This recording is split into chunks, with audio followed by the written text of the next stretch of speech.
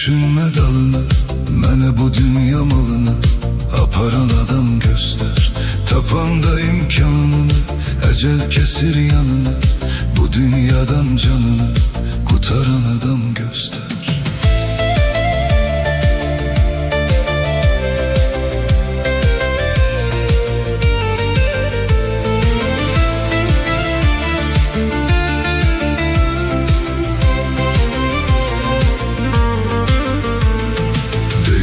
Arifler ne kadar konaqdı dünyada beşer. Gelen eli boş getse eğer bu dünyanın başını bırak. Güya mekandır ki evdi ki, ne yattı ki ne gördü ki, Süleyman'a ne verdi ki bu dünyanın başını bırak. Bu dünyanın başını bırak.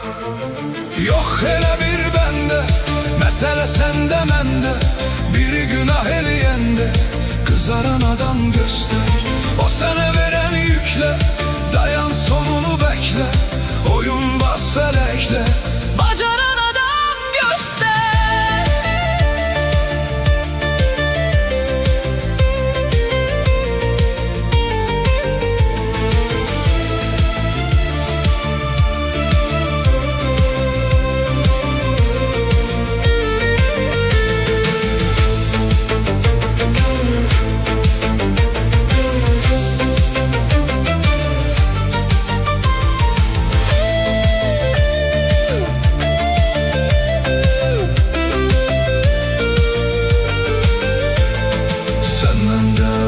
Kocalan belki olup yadına salan, insana rahmetli kalan bu dünyanın başını bırak. Kim ki o dünyanı görür, orada özüne daxma hörür. Seni bu dünya yuxuya verir, bu dünyanın başını bırak. Bu dünyanın başını bırak.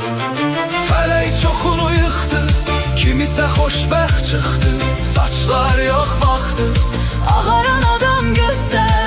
Ne diyeceğin marağı, ala günahsız uşağı, kitaptan o varalı, koparan adam göster.